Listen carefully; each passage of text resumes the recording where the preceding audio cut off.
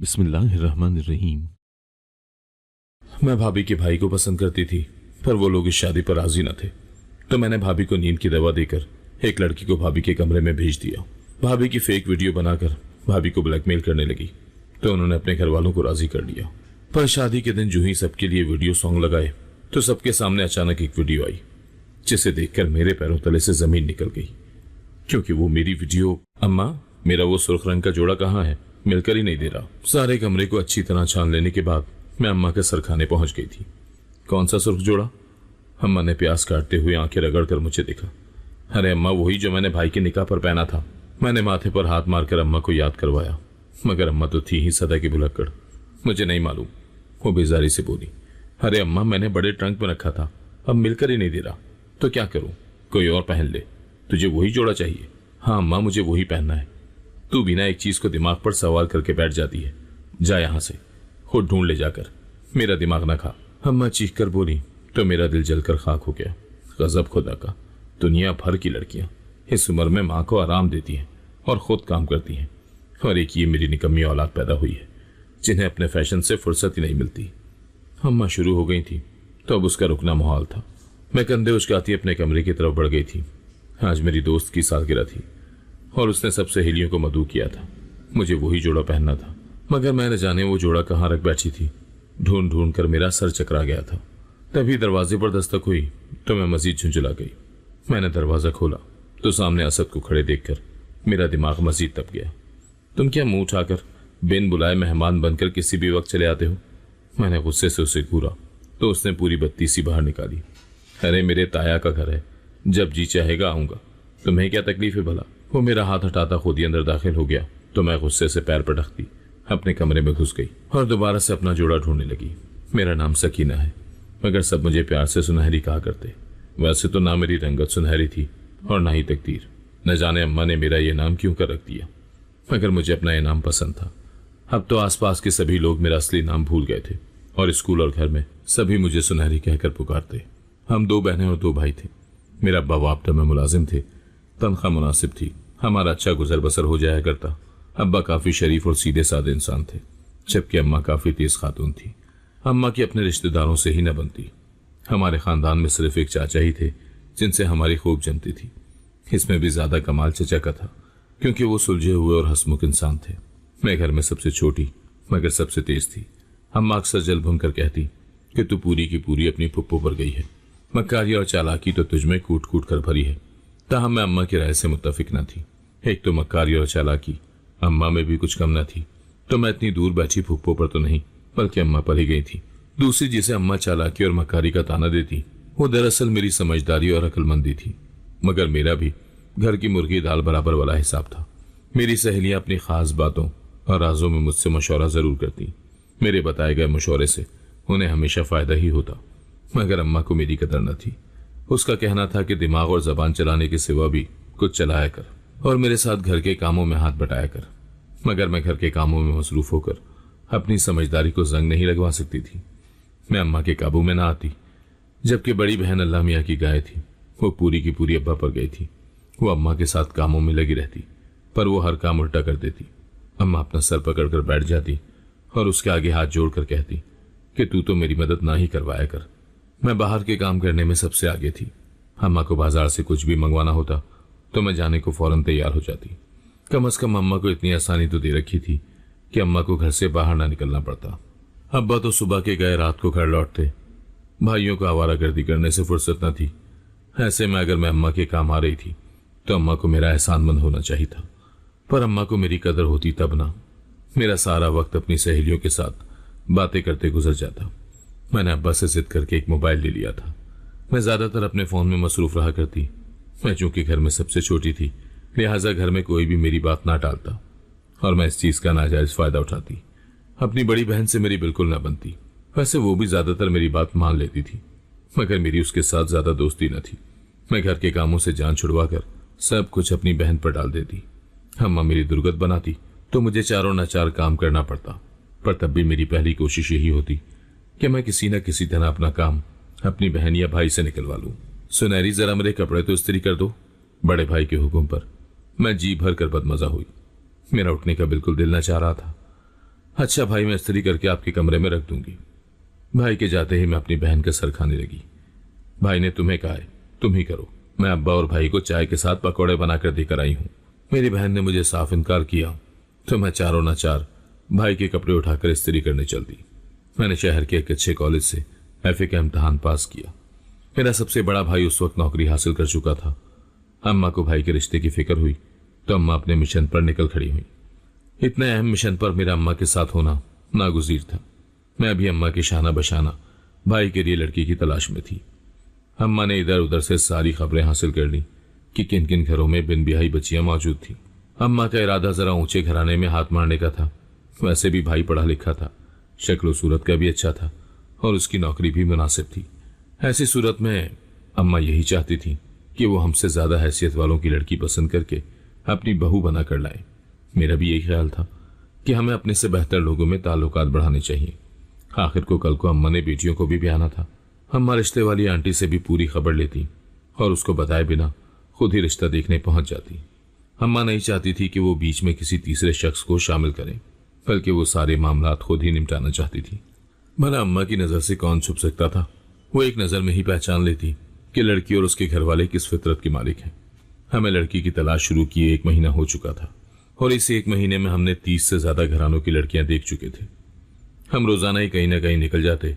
कई जगह पर तो अपने जाने की खबर दे दिया करते, मगर कहीं अचानक ही तशरीफ का टोकरा लिए पहुंच जाते।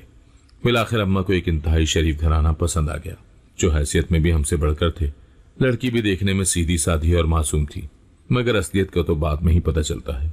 मैं टेढ़ी नजरों से उसका जायजा लेती, उसके बारे में अंदाजा लगाने की कोशिश कर रही थी कि अगर वो चालाक भी होती तो भी उसको आसानी से काबू किया जा सकता था। जाहिर सी बात थी कि वो हम माँ बेटियों से ज्यादा चालाक ना हो सकती थी, लिहाजा मैं भी मुतमईन थी। लड़की देखने में भी ठीक ठाक थी, लिहाजा भाई को भी कोई शिकायत ना होती कि हमने सिर्फ अपने मतलब की खूबियां देखी और उसकी ख्वाहिश को नजरअंदाज कर दिया। जो चाहता था कि उसके होने वाली बीवी देखने में हसीन हो और उसके साथ शाना बशाना कदम मिलाकर चल सके। जब हमें लड़की वालों में तमाम खूबियां दिखाई दी जिनकी हमें तलाश थी, तो हमने उसी घराने को चुनने का फैसला किया। लिहाजा अम्मा अब्बा और सभी बहन भाइयों को लेकर बाकायदा लड़की का रिश्ता मांगने पहुंच गई। लड़की वालों ने भी ज्यादा चूंचना से काम न लिया। उन्होंने अपनी बाकी 3 बेटियों को भी ब्याहना था। ये उनके घर की पहली शादी होती, लिहाजा उन्होंने भाई की शराफत, तालीम और अच्छी नौकरी को देखते हुए जल्द ही हाँ कहलवा भेजी और यूं भाई का रिश्ता पक्का हो गया। अम्मा जानती थी कि हमारे रिश्तेदारों को चैन और सुकून नहीं, इसीलिए वो जरूर बीच में पड़कर कोई ना कोई ऐसी बात कहेंगे कि लड़की वालों के दिल में हमारे खिलाफ बाल पैदा हो सकता। लिहाजा अम्मा ने मंगनी और रिश्ते की फजूल रस्मों में पड़ने के बजाय सीधा सीधा निकाह की बात की। अम्मा और अब्बा दोनों यही चाहते थे कि अभी तो निकाह कर दें, फिर जब लड़की वाले शादी की अच्छी तरह तैयारी कर लें तो फिर रुखसती रख लें। भाई को वैसे तो शादी की जल्दी थी, पर अम्मा इतनी जल्दी ना मचाना चाहती थी। वो नहीं चाहती थी कि लड़की वाले शादी की तैयारी ठीक तरह से ना करें और बाद में ये बहाना बना दें कि वक्त बहुत कम था, इसीलिए ज्यादा सामान न ले सके। बल्कि उन्हें कम से कम 1 साल का वक्त तो देना चाहिए था, ताकि वो दिल खोलकर अच्छी तरह शादी की तैयारी कर सकें। चूंकि भाभी मेरी अपनी पसंद की थी, लिहाजा मैं बहुत खुश थी और दिल खोलकर भाई के निकाह की तैयारियां कर रही थी। वैसे भी फैशन की सबसे ज्यादा समझ मुझे थी, इसीलिए भाई ने मेरे हाथ में पैसे पकड़ा दिए और निकाह की तैयारी की जिम्मेदारी मुझे सौंप दी। मैंने अम्मा को भी इस मामले में पीछे छोड़ दिया, क्योंकि अम्मा को क्या मालूम कि आजकल क्या चल रहा था। मैं अपनी सहेलियों के साथ बाजार के चक्कर लगाती। मैंने भाभी के जोड़े और बाकी चीजें खुद ही खरीदी और उनमें से पैसे बचाकर अपने जोड़े भाभी से भी महंगे बनवाए। ये हमारे घर की चूंकि पहली तकरीब थी, लिहाजा मैं बहुत पुरजोश थी और मैं चाहती थी कि इस तकरीब में मैं इतनी प्यारी लगूं ताकि मेरे लिए खानदान से कोई और भी रिश्ता आ जाए। मेरे चचा का बेटा असद मुझे पसंद करता था और उसके माँ बाप ने कुछ अर्सा पहले ही अम्मा से बाकायदा मेरे रिश्ते की बात की थी, मगर मैं इस रिश्ते के लिए राजी न थी। इसीलिए मैंने अम्मा को साफ साफ मना कर दिया। असद में बज़ाहिर कोई बुराई न थी, बस वो मुझे कुछ खास पसंद न था। अम्मा अब्बा ने चचा और चची को इनकार तो ना किया, बल्कि उनको यही कहा कि अभी सुनहरी पढ़ रही है, जब ये तालीम मुकम्मल कर लेगी तो फिर इस बारे में बात करेंगे। अम्मा की चालाकी थी कि अम्मा ने असद को इंतजार में रखा था और साफ इनकार न किया था। अगर तो मेरा कोई और मुनासिब अच्छा रिश्ता आ जाता तो फिर उन लोगों को इनकार करने में कोई अफसोस ना होता, और अगर मेरा कोई रिश्ता ना आता तो असद का ऑप्शन तो मौजूद ही था। मगर असद न जाने अपनी तरफ से क्या समझ रहा था कि शायद हमारा रिश्ता पक्का हो चुका है। हालांकि ऐसा ना था, और मेरा जब भी उससे सामना होता मुझे उसकी पसंदीदगी उसकी निगाहों में साफ दिखाई दे जाती। मगर न जाने क्यों उसे आज तक मेरी बेजारी और कोफ्त का अंदाजा न हुआ था। शायद हर कोई मेरी तरह समझदार नहीं होता। हल्के नस्वानी रंग के कुर्ता शलवार में मलबूस, कंधे पर नफासत से शॉल डाले, चमकती रंगत का वो नौजवान मुझे पहली नजर में ही भाग गया था। कुछ देर में मुझे मालूम हुआ कि ये तो मेरी भाभी का सगा भाई था। निकाह की तकरीब में सभी खूबसूरत दिखाई दे रहे थे, मगर एक नौजवान उन सब में मुमताज था। मैंने उसे पहली मर्तबा देखा। वो किसी दूसरे शहर के हॉस्टल में ज़ेरे तालीम था और आज निकाह की तकरीब में शिरकत करने आया था। मेरी नज़र जैसे उस पर टिकसी गई थी। वो सबसे अलग था। वो किसी मॉडल की तरह दिखाई देता। मैं उसकी तवज्जो हासिल करने के लिए उसके आगे पीछे घूमने लगी ताकि उसकी नज़र मुझ पर ठहर जाए। मैं अभी किसी शहजादी से कम न लग रही थी। मैं पार्लर से तैयार होकर आई थी। मेरा जोड़ा भी इस कदर महंगा था और शक्ल सूरत में भी मैं कुछ बुरी न थी। लिहाजा मुझे पूरी उम्मीद थी कि वो मुझे देखेगा तो एक बार जरूर चौंक जाएगा, और फिर बाकी काम तो मेरा था। मैं जानती थी कि मुझे उसको किस तरह अपनी अदाओं के जाल में फंसाना था। मैं कब से मौके की तलाश में थी और बिलाखिर मुझे मौका मिल गया था। वो थक हार कर एक अलहदा मेज पर जा बैठा था। खाना खाने के बाद तमाम मेहमान जा चुके थे। वो खाना खिलाने में पेश था। उसने एक दो बार मुझसे भी आकर पूछा कि मुझे कुछ और चाहिए तो मंगवा दूं, मगर मैंने शाइस्तगी से इनकार कर दिया और अब वो थका हारा सा एक खाली मेज के गिर्द बैठा था। मैं भी मौका देखकर उसके पास पहुंच गई और बातचीत का आगाज किया। आपके तमाम इंतजामात बहुत अच्छे थे, खाना भी लाजवाब था। मुझे लगता है तमाम इंतजामात आपने किए हैं। मैंने उसे मुखातिब किया तो वो चौंक गया। अरे नहीं, आपको बहुत शुक्रिया, पर इंतजामात मैंने नहीं किए। मेरा तो इन सब चीज़ों में कोई हाथ नहीं। मेरे इम्तहानात चल रहे हैं तो मैं बहुत मसरूफ हूँ। ये सब अब्बू और भाइयों ने मिलकर किया है। उसने बड़ी शाइस्तगी से जवाब दिया। अच्छा ठीक, कौन से शहर में होते हैं आप? मैंने कुर्सी पर बैठते हुए बातचीत जारी रखी और उसके मुतालिक सारी तफसील हासिल कर ली। वो मुझसे अच्छे तरीके से बात कर रहा था। मैं उसके पास से उठी तो उसका फ़ोन नंबर मेरे मोबाइल में महफूज हो चुका था। भाभी के भाई का नाम एहसन था। मैं एहसन से फ्री होने की अपनी सी कोशिश कर रही थी। मैं अक्सर उसको फ़ोन करती, मगर या तो वो फ़ोन ना उठाता या सरसरी सी बात करता। मगर मैं हिम्मत हारने वालों में से न थी। मैंने ठान लिया था कि हर हाल में एहसन से शादी करके रहूंगी। ये कोई इतना मुश्किल काम ना था, बस मुझे अम्मा को मनाना था। बाकी काम अम्मा खुद ही करवा लेती। आखिर उन लोगों को अपनी बेटी का घर भी तो बचाना था कि नहीं। 1 साल बाद हम भाभी को रुखसत करके घर ले आए। भाई की शादी के बाद एहसन मुझसे कुछ हद तक घुल मिल गया। अब वो मुझसे बात कर लिया करता, मगर अभी भी उसकी बातचीत में तकल्लुफ शामिल था। मेरी बड़ी बहन का रिश्ता खानदान से आया था।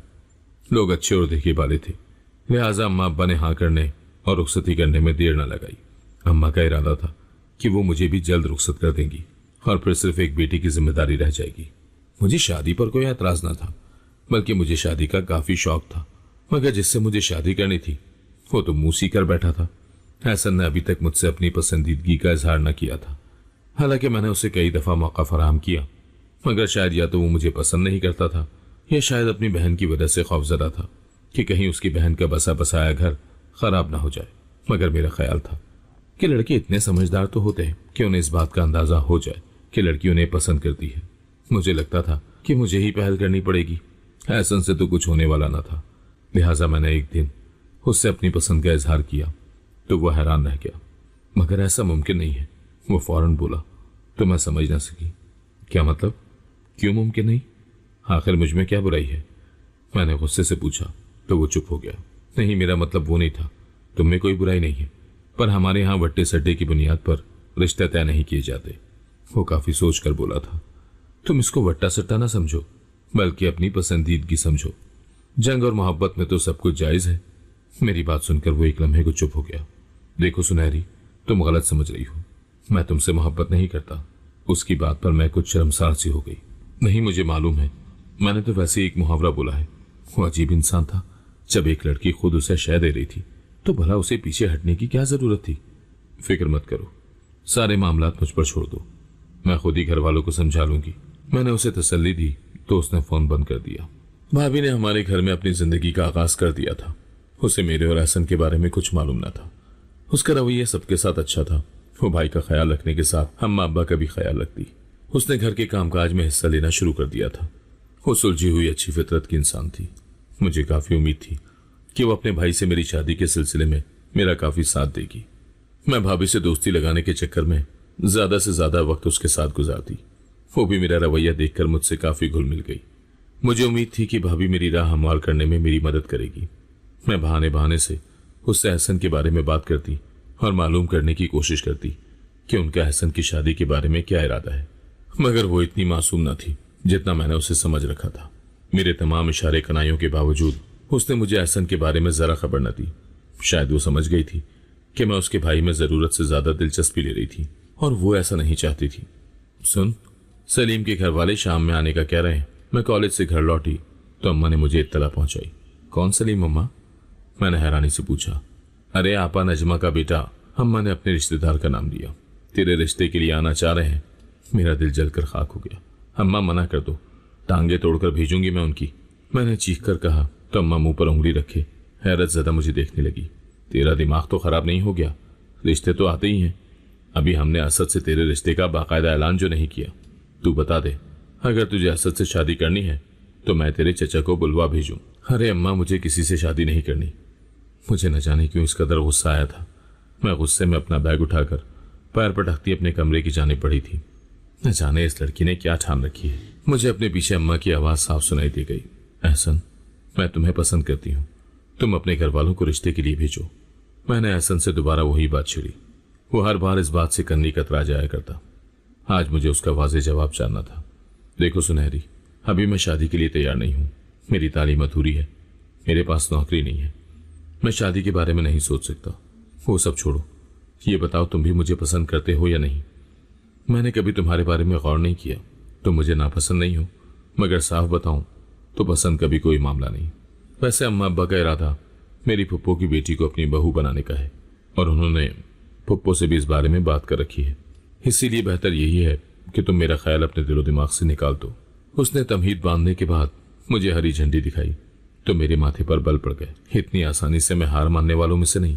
तुम जितने मर्जी बहाने बना लो, तुम मेरे होकर रहोगे। मैंने सोचते हुए फोन बंद कर दिया। मुझे बिलाखिर अम्मा की मदद तलब करनी पड़ी। अब अम्मा ही मेरी मुश्किल आसान कर सकती थी। मुझे भाभी के भाई एहसन से शादी करनी है। अम्मा अब्बा मेरी शादी के बारे में संजीदा हुए तो मैंने बिलाखिर अम्मा को अपने दिल की बात बता दी। तेरा दिमाग अब वाकई खराब हो गया है। वो सर पकड़कर बैठ गई थी। अम्मा, आपके लिए कोई इतना मुश्किल नहीं है। हम लड़के वाले हैं और फिर आप भाभी की सास हो। आपकी बात वो लोग टाल नहीं सकते। आप बस अपना हक जताओ और भाभी से बात करो। अम्मा को आसमान पर पहुंचाना मेरे लिए कौन सा मुश्किल था। अम्मा ने जल्द ही मेरी बात मान ली और फौरन मेरा रिश्ता लेकर भाभी के कमरे में चल दी। तो मैं भी पीछे जाकर दरवाजे से कान लगाकर खड़ी हो गई। भाभी ने कोई तसल्ली बख्श जवाब न दिया था, ताहम उसने अपने घर वालों से बात करने की हामी भरी थी। चंद दिनों के बाद भाभी ने मेरे लिए एहसन का रिश्ता लाने से साफ इनकार कर दिया था। वो दरअसल अम्मी ने एहसन का रिश्ता फुप्पीजात से तय कर रखा है, मगर अभी बाकायदा ऐलान नहीं किया गया। उन लोगों को मना करें तो रिश्तेदारी खराब होगी। साफ लग रहा था कि भाभी ने सोचा समझा बहाना बनाया था। भला मुझ में ऐसी क्या कमी थी कि मुझे यूं ठुकरा दिया गया था?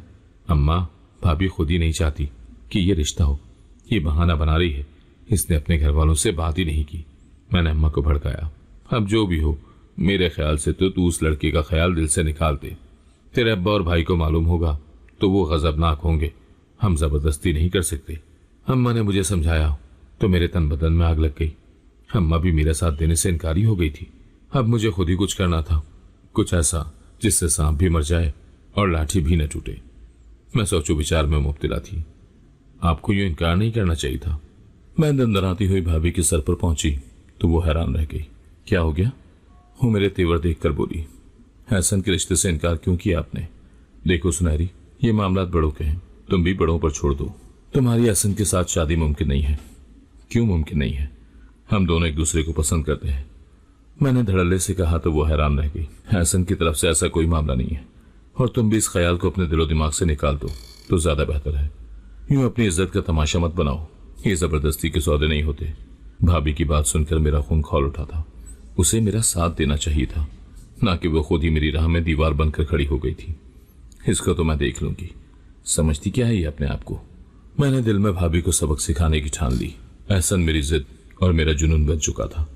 मुझे उसे हर हाल में पाना था। भाभी ने तो आंखें माथे पर रख ली थी। हालांकि अगर वो चाहती तो तमाम मामलात निहायत खुशअस्लूबी से तय पा जाते। भाई दफ्तर की तरफ से 2 दिन के लिए शहर से बाहर गया और मेरे लिए ये मौका गनीमत था। मैं पहले ही सारा मंसूबा बना चुकी थी। मैंने अपने कॉलेज में काम करने वाले लड़के से बात कर रखी थी कि मुझे उससे एक काम है। वो पैसों के एवज मेरा काम करने को राजी था। अम्मा अब्बा के सोने के बाद मैं भाभी के कमरे में जा पहुंची। वो टीवी देखने में मसरूफ थी। मुझे देखते ही उठ बैठी। मैं अपने लिए चाय बना रही हूँ तो सोचा आपके लिए भी बना लूं। वो कुछ हैरान हुई क्योंकि मैं उससे बहुत कम मुखातिब होती थी। जब से उसने एहसन के रिश्ते से इनकार किया था वो मुझे जहर लगती थी। मैं रात में चाय नहीं पीती। उसने धीमे लहजे में उज़र पेश किया था। कोई बात नहीं, आज मेरे साथ पी लें। वैसे तो मैं भी नहीं पीती, मगर आज बहुत दिल कर रहा है कि किसी के साथ बैठकर चाय पीऊं। आज मुझे मेरी बहन बहुत याद आ रही है।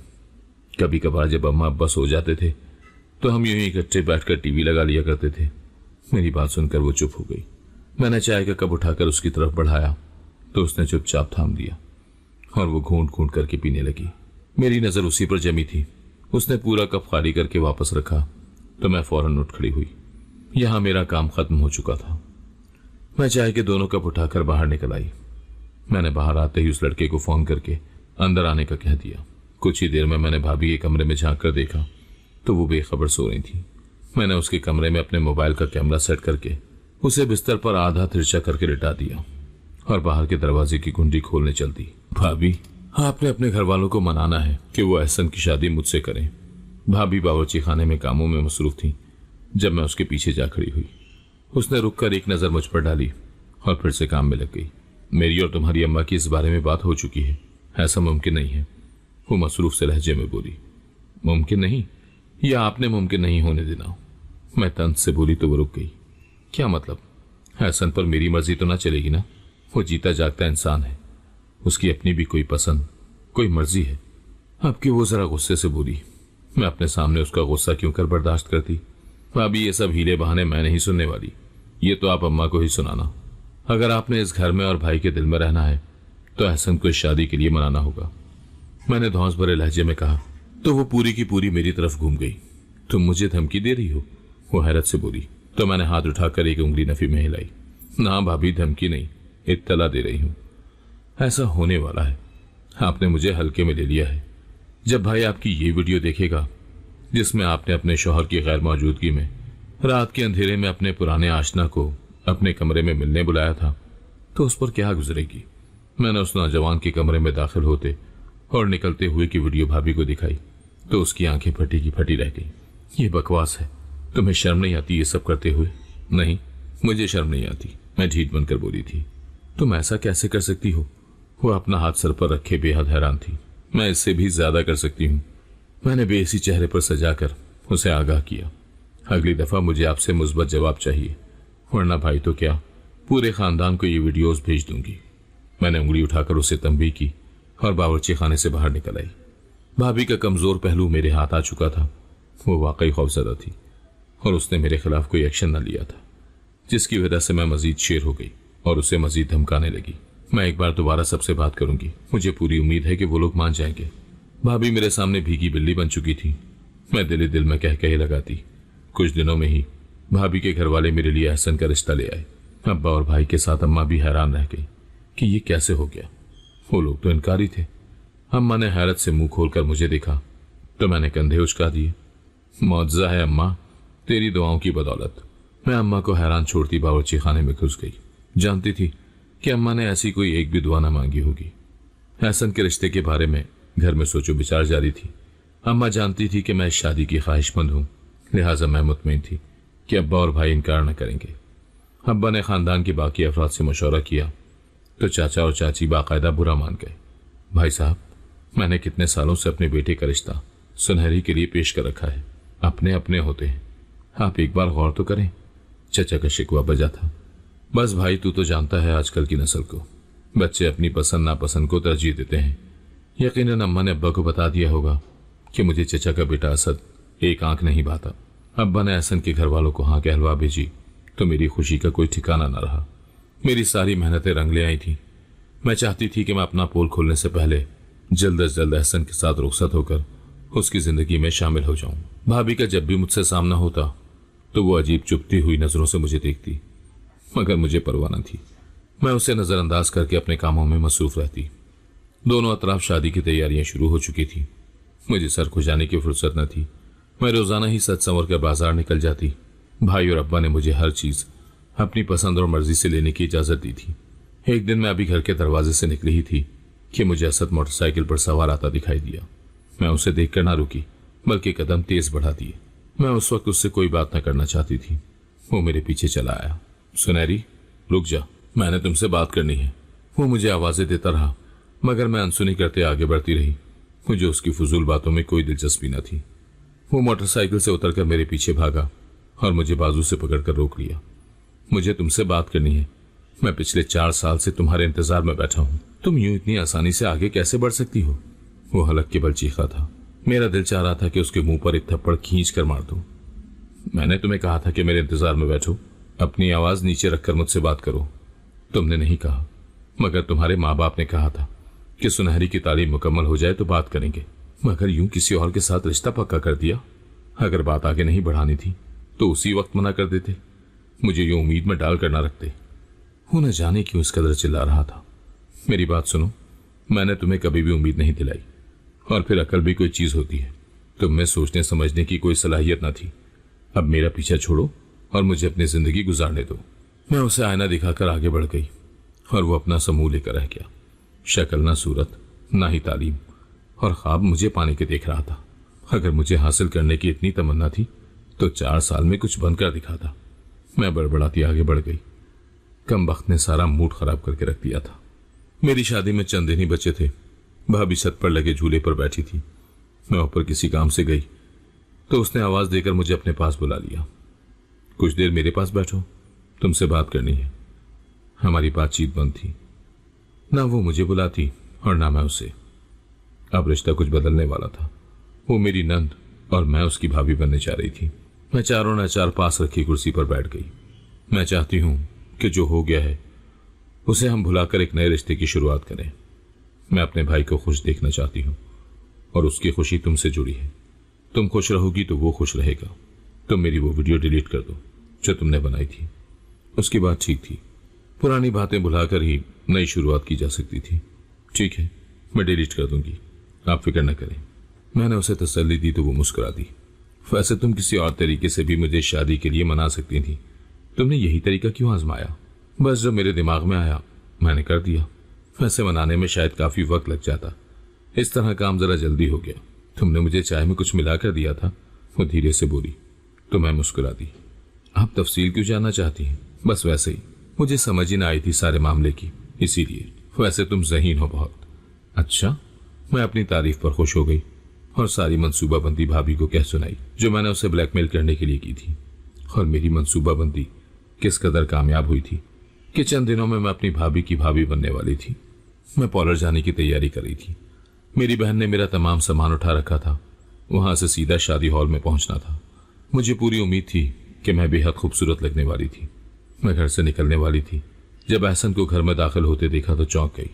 शायद वो अपनी आप ही की किसी काम से आया था। एहसन को देखकर मुझे कुछ मलाल सा हुआ। वो ज्यादा तैयार ना था। मलका जैसा सूट पहने वो चेहरे से कुछ उदास दिखाई दे रहा था। सामने ही टीवी स्क्रीन पर वीडियो सॉन्ग चल रहे थे। गानों की मध्यम आवाज भरी लग रही थी। तभी अचानक गानों की आवाज रुक गई और मुझे भाभी की आवाज सुनाई दी जो टीवी से आ रही थी। मैं चौंक कर वापस पलटी और टीवी पर एक नजर डाली तो धक से रह गई। वो छत पर मौजूद झूले पर बैठी थी। इधर आओ, मुझे तुमसे कुछ बात करनी है। मैं साकत नजरों से स्क्रीन को देख रही थी। ये मेरी और भाभी की वो गुफ्तगू थी जिसमें उसने मुझसे उसकी फेक वीडियो बनाने के बारे में पूछा था और मैं भी बेवकूफी में सब कुछ बता गई थी। मुझे इस बात का घमंड था कि मैंने जो चाहा वो पा लिया था। अब मेरा कोई कुछ ना बिगाड़ सकता था। मेरे तो वहम गुमान में भी ना था कि मेरी चाल मुझ पर ही उल्टी पड़ सकती है और भाभी मेरी वीडियो बना सकती है। मुझे याद आया कि उस दिन मुझे छत पर ऐसा नहीं भेजा था। उसने मुझे कहा था कि वो सुर्ख जोड़ा पहनकर दिखाऊं जो मैंने भाई की निकाह पर पहना था और मेरी और एहसन की पहली मुलाकात हुई थी। मैंने उसे बताया था कि वो जोड़ा ऊपर स्टोर में ट्रंक पर रखा हुआ है। तो ये सब सोची समझी साजिश थी जिसका मैं शिकार बनी थी। इसका मतलब साफ था कि एहसन को सब मालूम था। मैंने कुन अखियों से एहसन पर एक नजर डाली। उसके चेहरे पर बेहिसी छाई हुई थी। सब लोग स्क्रीन की जानिब मुतवज्जह हो चुके थे। शायद उन्हें यह गुमान हो कि मैंने और भाभी ने कोई सरप्राइज वीडियो बनाई थी। काश कोई उठकर ये वीडियो बंद कर दे। मैंने मदद तलब नजरों से अम्मा की जानिब देखा। वो भी स्क्रीन पर नजरें जमाए बैठी थी। मैंने ये सब एहसन को पाने के लिए किया, क्योंकि मैं जो चाहती हूँ वो पा लेती हूँ। अपनी मोहब्बत की खातिर अपनी भाभी की इज्जत की भी परवाह न की और एक गैर आदमी को मेरे कमरे में घुसा दिया। भाभी के सवाल का उस दिन तो मुझ पर कोई असर न हुआ था, मगर आज मुझ पर घड़ों पानी पड़ गया था। सारी कहानी सबके सामने आया थी। मेरे और भाभी के अलावा ये बात किसी को मालूम न थी, मगर अब चंद ही मिनटों में सब घर वालों को ये बात मालूम हो गई थी कि मैंने एहसन से शादी करने के खातिर भाभी को किस तरह धोखा दिया था। लाउंज में गहरा सुकूत छा गया। मेरे दिल का धड़क धड़क कर बुरा हाल था। सबके सामने मेरा यूं पोल खुल गया था। मैंने इर्द गिर्द के नफूस पर एक नजर डाली। सभी सदमे में थे। भाई मेरे करीब चला आया था। तुझे शर्म न आई ऐसी घटिया हरकत करते हुए? अपनी ही भाभी के साथ इतनी घटिया हरकत करके उसे ब्लैकमेल करते हुए तूने एक गैर आदमी को कैसे उसके कमरे में घुसा दिया? वो इज्जत है मेरी। मैं भाई के सामने नजर उठाने के काबिल न थी। अब्बा सर झुकाए बैठे थे। सारी जिंदगी बेटियों से कभी ऊंची आवाज में भी बात न की। मुझे नहीं मालूम था कि प्यार मोहब्बत का ये सिला मुझे मिलेगा। सबके सामने जलील करवाने में कोई कसर नहीं छोड़ी। मुझे आप ही ने पहले दिन सब कुछ बता दिया था। उसका घर, इज्जत सब दांव पर लगा था। मैंने उसे शादी के लिए रजामंदी दे दी थी, मगर सोच लिया था कि इस लड़की को अंजाम तक पहुंचा कर रहूंगा। अगर मैं और आप ही सबूत के बगैर ये बात करते तो कोई भी हमारी बात का एतबार न करता। इसीलिए सबूत इकट्ठा करना पड़ा और सबके सामने वीडियो चलाने का मकसद यह है ताकि आप सबको शादी से इनकार की वजह मालूम हो। मैं ऐसी मक्कार लड़की से शादी नहीं करना चाहता जो अपने मफाद के खातिर किसी भी हद तक जाने को तैयार हो। हमारी बहन हम पर भारी नहीं है। अगर आप लोग इसको नहीं रखना चाहेंगे तब भी मैं ये शादी न करूंगा। एहसन की आवाज बेहद धीमी थी, मगर सबने उसका एक एक लफ्ज सुना था। मैं कुछ बोलने के काबिल न थी। मैंने इस सारी सूरत हाल की उम्मीद न रखी थी। सभी घर वाले मुझे बुरा भला कह रहे थे। किसी ने एक बार भी मुझसे हमदर्दी न की थी। भाभी ने मुझे सबके सामने तमाशा बना दिया था। उसने मुझ समेत मेरे घर वालों की इज्जत को भी नीलाम करके रख दिया था। कुछ ही देर में सभी मेहमान पहुंचने वाले थे। ऐसे में शादी कैंसिल होने की क्या वजह सबको बताएंगे। मैं कश खाने के करीब थी। मैं तो समझ रही थी कि मैंने एहसन को जीत लिया था, मगर दर हकीकत मैं सब कुछ हार गई थी। एहसन भी हाथ ना आया और मैंने अपने घर वाले भी खो दिए। मैं सबकी नजरों में गिर गई थी। अब्बा की इज्जत तार तार हो गई। मेरी माँ और बहन दोनों मुझे अफसोस भरी नजरों से देख रही थी। चलो आप ही, मैं आपको अपने साथ ले जाता हूँ। एहसन ने भाभी को कहा तो वो उठ खड़ी हुई। क्यों? भला ये क्यों जाएगी? मेरी बीवी है ये, इसने कोई गुनाह नहीं किया। जाएगी तो ये जो इस घर की मुजरिम है। भाई ने मेरी तरफ इशारा किया तो मैं अपनी जगह जम गई। कहीं भाई मुझे घर से तो ना निकाल देगा। अब्बा, इसको किसी भी राह चलते के साथ रुखसत करो। जो मेरी बीवी को इस हद तक साजिश में फंसा सकती है, वो आगे पता नहीं क्या करेगी। मैं घुटनों में सर दिए रो रही थी। मेरे करतूत फाश हो चुके थे। कोई भी मेरा साथ न दे रहा था, बल्कि सब अपनी अपनी बिसात के मुताबिक मुझे जलील कर रहे थे। देख, तेरे बाप की इज्जत तेरे हाथ में है। पहले ही तूने हमें समधियानी के सामने जलील रुसवा करके रख दिया है। आज अगर तेरी बारात ना पहुंची तो कभी ना पहुंचेगी। तेरे अब्बा एक आखिरी उम्मीद के तौर पर अपने भाई से बात करने गए हैं। अगर असद इस शादी के लिए मान जाता है तो वो बारात लेकर चले आएंगे। तमाम रिश्तेदार मौजूद हैं। घर की बात घर में ही रह जाएगी और तू रुखसत हो जाएगी। तेरे भाई तुझे घर में रखने को तैयार नहीं है।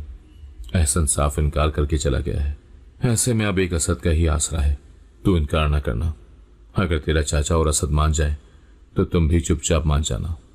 गलती मेरी ही है। मैंने तेरी तरबियत ही सही न की। अम्मा अफसोस से कहती उठ खड़ी हुई थी। मेरा दिल खून के आंसू रो रहा था। मुझे पूरी उम्मीद थी कि असद कभी राजी न होगा। जितना जलील मैंने उसे किया था, अभी तो उसका बदला लेने का वक्त आया था। मैं दुल्हन बनी असद के पहलू में बैठी थी। मुझे यकीन न होता कि असद इस रिश्ते के लिए अब भी राजी था। जिन लोगों से मैंने मुंह मोड़ा था, आखिर वही लोग काम आए थे। मेरा असद से निकाह हो गया था।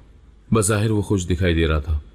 तमाम रिश्तेदारों को अब्बा ने बहाना बनाकर टाल दिया था कि भाभी के घर वाले बारात क्यों ना लाए थे। मैं इज्जत के साथ अपने शौहर असद के संग रुखसत होकर चचा के घर चली आई थी। मेरे दिल को धड़का लगा था कि न जाने असद का सलूक मेरे साथ क्या होगा।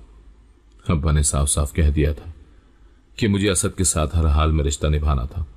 वापसी की कोई गुंजाइश न थी। मुझ पर उस घर के दरवाजे बंद कर दिए गए थे। असद कमरे में आया तो मैं सहम गई थी। तुम ये ना समझना कि मैंने तुमसे किसी मजबूरी या दबाव में आकर या अपनी जिद पूरी करने के लिए शादी की है। मैं तुम्हें चाहता हूं और अपनी चाहत को मुश्किल में देखकर मैं कैसे पीछे रह सकता था भला।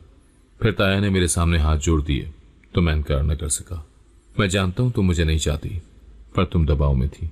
एहसन से रिश्ता खत्म होने के बाद तुम्हें जबरदस्ती मेरे साथ शादी पर मजबूर किया गया होगा, पर हम दोस्तों की तरह रहेंगे। तुम जब चाहोगी मैं तुम्हें आजाद कर दूंगा, फिर तुम जैसे चाहो अपनी जिंदगी अपनी मर्जी से गुजार सकती हो। असद की बात सुनकर मैं एकदम पुरसुकून हुई थी। रिश्ता उसी से जोड़ने की कोशिश करनी चाहिए जो आपको चाहता हो, और इस बात का मुझे पूरा यकीन था कि असद मुझे वाकई चाहता था। मैं अब उसे छोड़ने का सोच भी न सकती थी। उसने मेरा दिल एक पल में ही जीत लिया था। मैं जानती थी कि मैं उसके काबिल न थी। मैंने जिद, आना, घमंड और बेवकूफ़ी में कई लोगों का दिल तोड़ा था, जिनमें असद भी शामिल था। मगर मेरा चेहरा ऐसा बेनकाब हुआ कि मैं किसी को शक्ल दिखाने के काबिल भी न रही थी। मैं जल्द ही अपनी खिदमत से असद का दिल जीतना चाहती थी। मेरे लिए ये बेइज्जती काफ़ी थी। उस वाक़ये ने मुझे काफ़ी समझ अता की थी कि ना तो ज़बरदस्ती किसी के साथ रिश्ता तय किया जा सकता है और ना किसी को अपना बनाया जा सकता है। ये बात मुझे अच्छी तरह समझ आ गई थी। बुराई का अंजाम बुरा ही होता है, और जो जैसा करता है उसको सिला भी वैसा ही मिलता है, जैसा मेरे साथ हुआ था। पर मैं अपने रब की शुक्रगुजार थी जिसने मुझे इस जिल्लत से निकालकर असद जैसा जीवन साथी दिया था। अगर असद मेरा साथ ना देता तो मैं न जाने कहां जलीलो ख्वार हो रही होती। मैं बिल्कुल बदल गई थी। असद मुझे दिलो जान से अजीज था। अब वो मेरा शौहर था और मेरी तमाम वफादारी और मोहब्बत उसी के लिए थी। वो भी मेरा बेहद ख्याल रखता। अल्लाह ने जल्द हमें एक बेटी से नवाज दिया तो मेरी खुशी का ठिकाना न था। मैं अपने रब का शुक्रिया अदा करते न थकती। मैं अपनी बच्ची की अच्छी तरबियत करने का इरादा रखती। मैं नहीं चाहती थी कि उसकी तरबियत में कोई कमी आए और एक और सुनहरी जन्म ले। मैंने जल्द ही अपनी खिदमत से असद और चचा चची का दिल भी जीत लिया था। अगर आपको आज की कहानी पसंद आई है तो वीडियो को जरूर लाइक कीजिएगा और अपने दोस्तों के साथ भी शेयर कीजिएगा। और हाँ, अगर आपने अभी तक हमारा चैनल सब्सक्राइब नहीं किया तो जरूर सब्सक्राइब करें। मिलते हैं कल एक नई और दिलचस्प कहानी के साथ। अल्लाह हाफिज।